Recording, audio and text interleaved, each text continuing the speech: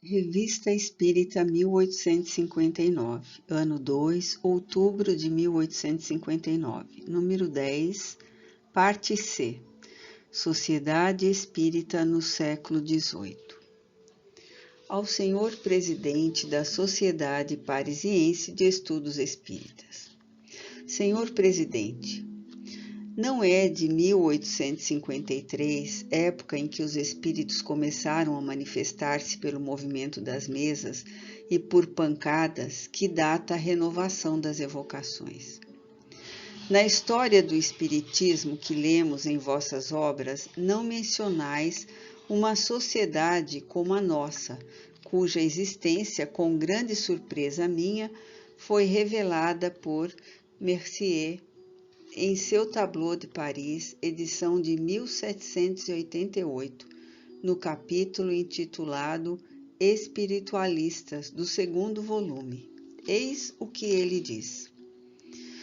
Por que a teologia, a filosofia e a história mencionam várias aparições de espíritos, de gênios ou de demônios? A crença de uma parte na antiguidade era que cada homem tinha dois espíritos, um bom que convidava à virtude e outro mau que incitava ao mal. Uma seita nova acredita na volta dos espíritos a este mundo. Ouvi várias pessoas que estavam realmente persuadidas de que existem meios de os evocar. Somos rodeados por um mundo que não percebemos. Em volta de nós estão seres dos quais não fazemos a mínima ideia. Dotados de uma natureza intelectual superior, eles nos veem. Nenhum vazio existe no universo. Eis o que asseguram os adeptos da ciência nova. Assim, a volta das almas dos mortos, aceita em toda a antiguidade e de que zombava nossa filosofia, é hoje aceita por homens que nem são ignorantes nem supersticiosos. Todos esses espíritos, aliás chamados na Escritura os príncipes do ar, estão sempre sobre as ordens do Senhor da natureza. Diz Aristóteles que os espíritos aparecem frequentemente aos homens por necessitarem uns dos outros. Não me refiro aqui senão ao que dizem os partidários da existência dos gênios. Se cremos na imortalidade da alma, devemos admitir que essa multidão de espíritos deve manifestar-se depois da morte. Entre essa multidão de prodígios de que estão cheios todos os países da terra, se ocorrer um só, a incredulidade será um erro. Creio, pois, que não haveria menos temeridade em negar do que em sustentar a veracidade das aparições. Estamos num mundo desconhecido. Mercier não será acusado de incredulidade e de ignorância. No extrato que procede, vemos que não rejeita a priori as manifestações dos espíritos, embora não tenha tido ocasião de as presenciar. Entretanto, como homem prudente, suspendia seu julgamento até melhores informações. A propósito do magnetismo, já havia dito: isto é tão misterioso, tão profundo e tão incrível que ou devemos rir ou cair de joelhos. Eu não faço uma coisa nem outra, observo e espero. Seria interessante saber por que essas evocações, retomadas em 1788, foram interrompidas até 1853. Teriam os membros da sociedade que a elas se dedicavam perecido durante a Revolução? É lamentável que Mercier não tenha declinado o nome do presidente daquela sociedade. Recebei, etc. Det, membro titular da sociedade. Observação. O fato referido por Mercier tem uma importância capital e um alcance que ninguém poderá desconhecer. Prova que, desde aquela época, homens recomendáveis pela inteligência se ocupavam seriamente com a ciência espírita. Quanto à causa que determinou a extinção dessa sociedade, é mais provável que as perturbações que se seguiram tivessem grande papel nisso. Mas não é certo dizer que as evocações foram interrompidas até 1853. Cerca dessa última época, é verdade que as manifestações tiveram o maior desenvolvimento, mas está provado que elas nunca cessaram. Em 1818, tivemos entre as mãos uma notícia manuscrita sobre a sociedade dos teósofos existentes no começo deste século, a qual pretendia que, pelo recolhimento e pela prece, era possível entrar em comunicação com os espíritos. Talvez fosse a continuação da sociedade de que nos fala Mercier. No ano de 1800, o célebre abade Faria, de acordo com o cônego seu amigo, antigo missionário no Paraguai, ocupava-se da evocação e obtinha comunicações escritas. Diariamente ficamos sabendo que algumas pessoas que obtinham em Paris muito antes que se cogitasse dos espíritos na América. Mas convém esclarecer que antes desta época, todos aqueles que possuíam tal conhecimento faziam mistério. Hoje, que é do domínio público, ele se vulgariza. Eis toda a diferença. E se fosse uma quimera, não se teria implantado apenas em alguns anos nas 5 partes do mundo. Já o bom senso lhe teria feito justiça, precisamente porque cada um está em condições de ver e de compreender. Certamente ninguém contestará o progresso que diariamente fazem estas ideias, mesmo nas camadas mais esclarecidas da sociedade. Ora, uma ideia que exige o raciocínio, que cresce e se ilumina pela discussão e pelo exame, não tem as características de uma utopia. Palestras familiares de além-túmulo. O Pai Crepin, Sociedade, 2 de setembro de 1859. Recentemente, os jornais anunciaram a morte de um homem que vivia em Lyon, onde era conhecido pela alcunha de Pai Crepin. Era muitas vezes milionário e de uma avareza pouco comum. Nos últimos tempos da sua vida, fora morar com o casal Favre, que tinha assumido a obrigação de alimentá-lo mediante 30 cêntimos por dia, feita a dedução de 10 cêntimos para o seu tabaco. Possuía 9 casas e antes morava em uma delas, numa espécie de nicho que tinha mandado construir debaixo da escada.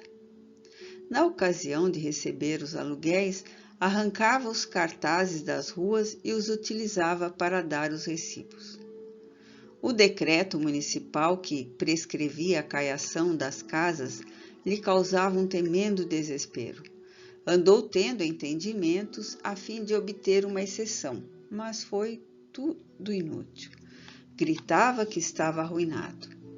Se tivesse uma só casa, ter-se-ia resignado, mas acrescentava a ele: tenho 9. 1. Evocação. Eis-me aqui. Que quereis de mim?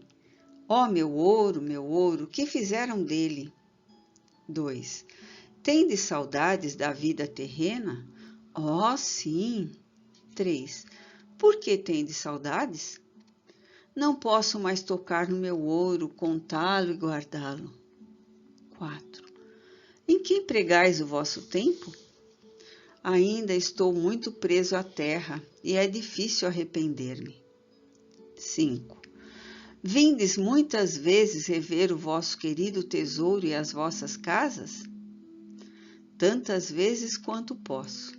6. Quando vivo, nunca pensastes que não levaríeis nada disso para o outro mundo? Não, minha única ideia estava ligada às riquezas, visando acumulá-las, jamais pensei em separar-me delas. 7. Qual era o vosso objetivo amontoando essas riquezas que não serviam para nada, nem para vós mesmos, pois viveis cheios de privações? Eu experimentava a volúpia de tocá-las. 8. De onde os vinha tão sórdida avareza? Do prazer experimentado por meu espírito e por meu coração por ter muito dinheiro. Aqui na terra não tive outra paixão. 9. Compreendeis o que era a avareza? Sim, compreendo agora que era um miserável. Entretanto, meu coração ainda é muito terreno e ainda experimento um certo prazer em ver meu ouro, mas não posso apalpá-lo. Isso é um começo de punição na vida em que estou. 10. Não experimentáveis nenhum sentimento de piedade pelos infelizes que sofriam miséria? Nunca tivestes o pensamento de as aliviar? Por que eles não tinham dinheiro? Pior para eles. 11. Tendes lembranças da vossa existência anterior a esta que acabeis de deixar? Sim, eu era pastor, de corpo muito infeliz, mas feliz de coração. 12. Quais foram os vossos primeiros pensamentos quando vos reconhecestes no mundo dos espíritos? Meu primeiro pensamento foi o de procurar as minhas riquezas e, sobretudo, o meu ouro. Quando não vi mais do que o espaço, senti-me muito infeliz. Meu coração ficou dilacerado e o remorso começou a apoderar-se de mim. Parece que quanto mais tempo se passa, mais sofrerei por minha avareza terrena. 13. Qual é agora a consequência de vossa vida terrena? Inútil para os meus semelhantes, inútil diante da eternidade, mas infeliz para mim perante Deus. 14. Podeis prever uma nova existência corpórea? Não sei. 15. Se devesseis ter brevemente uma nova existência corpórea, qual escolheríeis? Escolheria uma existência em que pudesse tornar-me útil aos meus semelhantes. 16. Quando vivo, não tinhais amigo na terra, pois um avarento como vós não os pode ter. Tende-os entre os espíritos? Jamais rezei por alguém. Meu anjo da guarda, a quem muito ofendi, é o único que tem piedade de mim. 17. Ao entrar no mundo dos espíritos, alguém vos veio receber? Sim, minha mãe. 18. Já fostes evocado por outras pessoas? Uma vez por pessoa a quem maltratei. 19. Não estivestes na África num centro onde tratam com os espíritos? Sim, mas toda aquela gente não tinha nenhuma pena de mim. Isto é muito triste. Aqui sois compassivos. 20. Nossa evocação vos será proveitosa? Muito. 21. Como adquiristes fortuna? Ganhei um pouco honestamente, mas explorei muito e roubei um pouco os meus semelhantes. 22. Podemos fazer alguma coisa por vós? Sim, um pouco de vossa piedade para uma alma em sofrimento. Sociedade, 9 de setembro de 1859. Perguntas dirigidas a São Luís a propósito do pai Crespin. 1. O pai Crespin, que evocamos ultimamente, era um raro tipo de avarento. Não nos pôde dar explicações sobre a fonte de sua paixão. Tereis a bondade de nolas ministrar? Ele nos disse que tinha sido pastor, muito infeliz de corpo, mas feliz de coração. Nada vemos nisso que lhe pudesse desenvolver esta avareza sórdida. Podereis dizer-nos o que a fez nascer? Ele era ignorante, inexperiente. Pediu a riqueza. Ela lhe foi concedida, mas como punição para seu pedido, tende certeza de que ele não a pedirá mais. 2. O pai Crépin nos oferece o tipo da avareza ignóbil, mas essa paixão tem gradações. Assim, há pessoas que só são avarentas para os outros. Perguntamos qual é o mais culpável: aquele que acumula pelo prazer de acumular e se priva até do necessário, ou aquele que, de nada se privando, é avaro quando se trata de menor sacrifício para o próximo? É evidente que o último é mais culpado, porque é profundamente egoísta. O primeiro é louco. 3. Nas provas que deve sofrer para chegar à perfeição, deve o espírito passar por todos os gêneros de tentação. Poder-se-ia dizer que para Pierre Crépin, a vez de avareza chegou por meio das riquezas que estavam à sua disposição e que ele sucumbiu?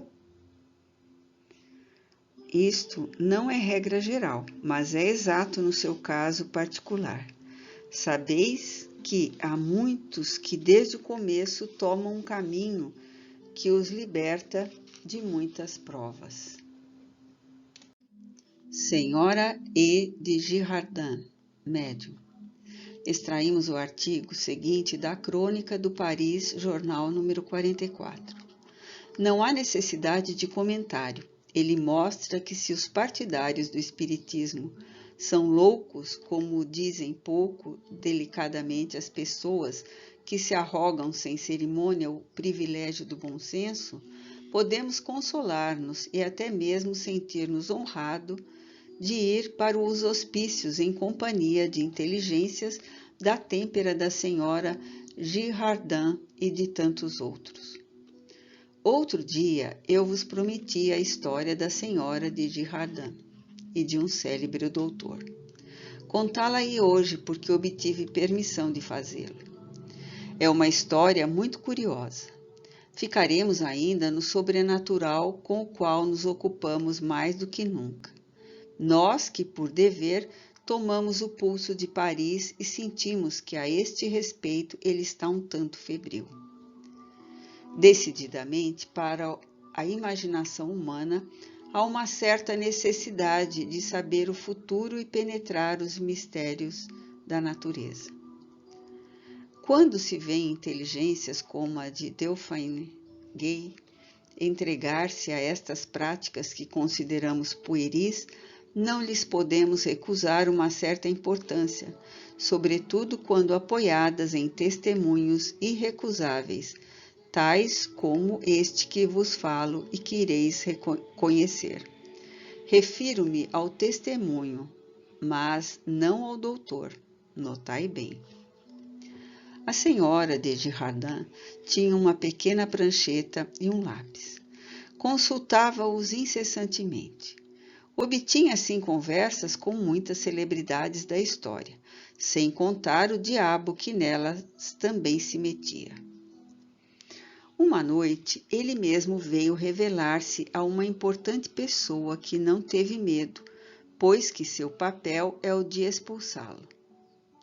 Nada fazia a grande Delphine sem consultar a prancheta.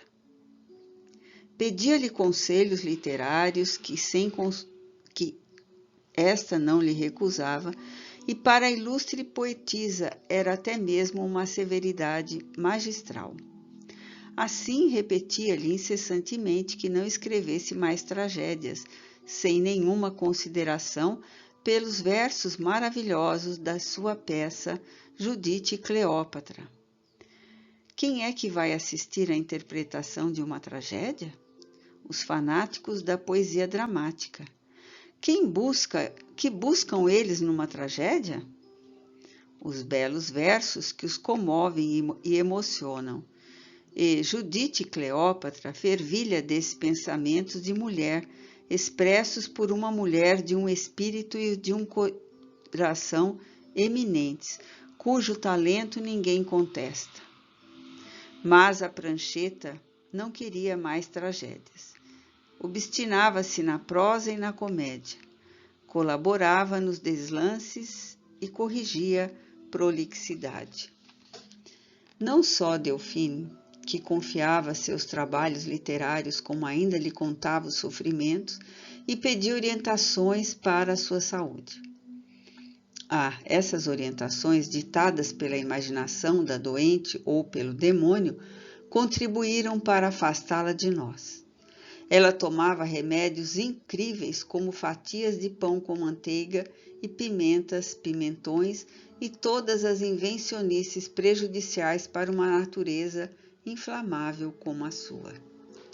Disto foram encontradas provas depois de sua morte, da qual os seus amigos e admiradores jamais se consolarão.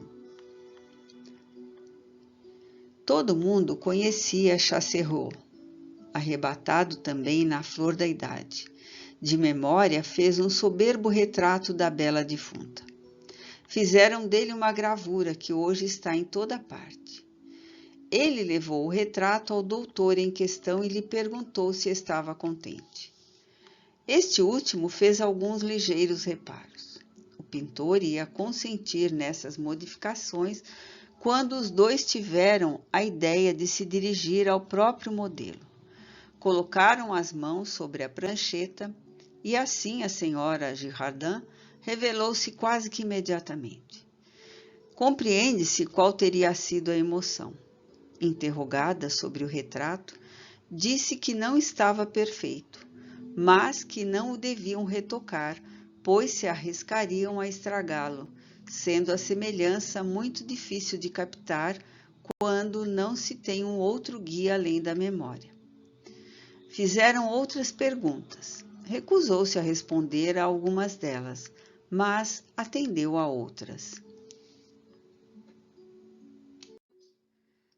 Perguntaram o lugar onde se encontrava. Não quero dizer, retrucou. E apesar de todos os pedidos, nada puderam obter a esse respeito. Sois feliz? Não. Por quê? Porque não posso mais ser útil àqueles a quem amo. Ficou obstinadamente muda enquanto lhe falaram da outra vida e não deu nenhuma explicação. Também não disse se assim procedia por lhe ser proibido ou por vontade própria. Depois de uma longa conversa, foi-se embora. Lavrou-se a ata dessa sessão. As duas testemunhas ficaram tão impressionadas que não trataram mais do caso. O doutor podia agora evocar aquele que o ajudava naquele dia a ter esses dois grandes espíritos na sua prancheta. Como tudo passa neste mundo, e que ensinamento nesses fatos estranhos se o considerarmos do ponto de vista filosófico e religioso. As mesas volantes. Com este título, encontramos o artigo seguinte na Ilustração de 1853, precedido das indispensáveis piadas que oferecemos aos leitores. Trata-se das mesas girantes, eis as mesas volantes. E não é de hoje que o fenômeno se produz, existe há longos anos. Perguntareis onde? Palavra que é um pouco longe, na Sibéria. Um jornal russo, que quer dizer a Abelha do Norte, em seu número de 27 de abril último, contém sobre o assunto um artigo do senhor Tcherepanov, que viajou na região dos Kalmucks. Eis um trecho. Deve-se saber que os lamas, sacerdotes da religião budista, a qual aderem todos os mongóis e os buretas russos, à maneira dos sacerdotes do Antigo Egito, não comunicam os segredos que descobriram, servindo-se deles, entretanto, para aumentar a influência que exercem sobre o povo, naturalmente supersticioso. É assim que pretendem ter o poder de encontrar os objetos roubados para os que servem da mesa volante. As coisas se passam da maneira seguinte. A vítima do roubo dirige-se ao lama, pedindo-lhe revelar o local onde os objetos estão escondidos. O sacerdote de Buda pede 2 ou 3 dias a fim de se preparar para esta grave cerimônia. Expirado o prazo, ele se senta no chão, coloca em sua frente uma pequena mesa quadrada, põe as mãos sobre ela e começa a ler algo obscuro. Isso dura meia hora. Depois de haver balbuciado as orações, levanta-se tendo sempre a mão na mesma posição inicial e a mesa se ergue no ar. O lama se impertiga e põe as mãos no alto da cabeça, dá um passo à frente e o móvel segue no ar o seu exemplo. Recua e a mesa faz o mesmo. Em breve, esta toma várias direções, acabando por cair no chão. É nesta direção, principalmente, que a mesa toma, que se encontra o lugar procurado. A crer no que dizem as histórias da região, houve casos em que a mesa foi cair exatamente no lugar onde se encontravam oculto o objeto roubado. Nas experiências assistidas pelo Sr.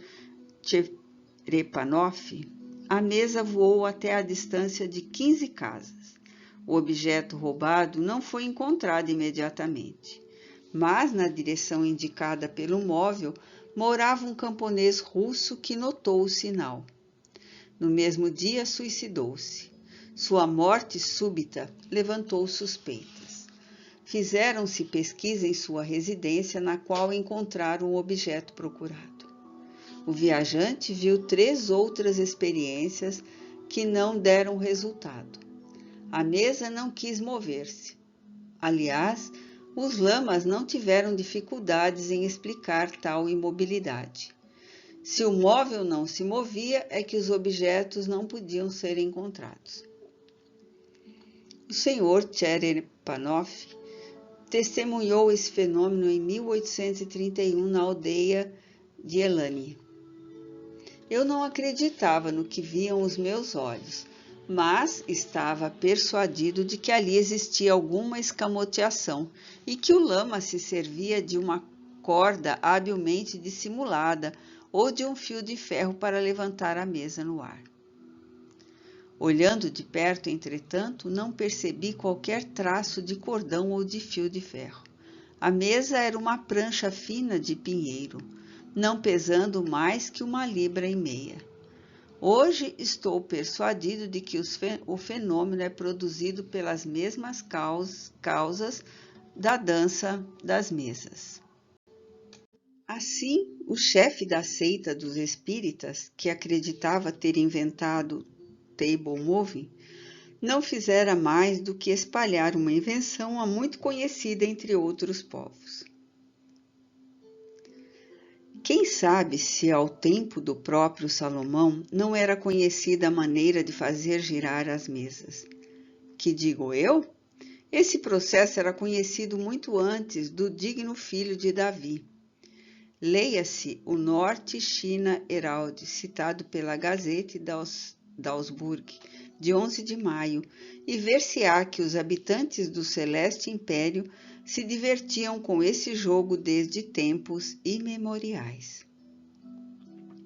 Já dissemos centenas de vezes que, pertencendo à natureza, o espiritismo é uma das forças da natureza, e os fenômenos decorrentes deviam ter se produzido em todos os povos, interpretados, comentados e vestidos segundo os respectivos costumes e graus de instrução.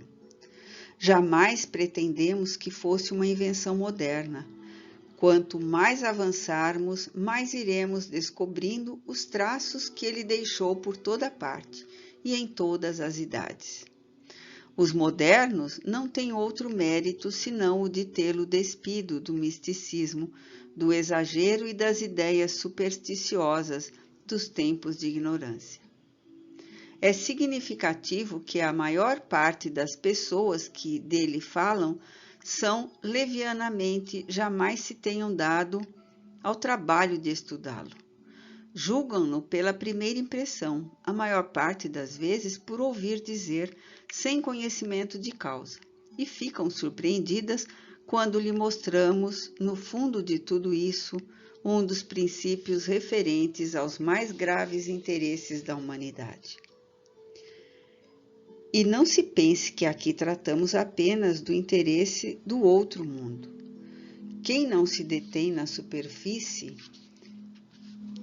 vê sem dificuldade que ele toca em todas as questões vitais do mundo atual.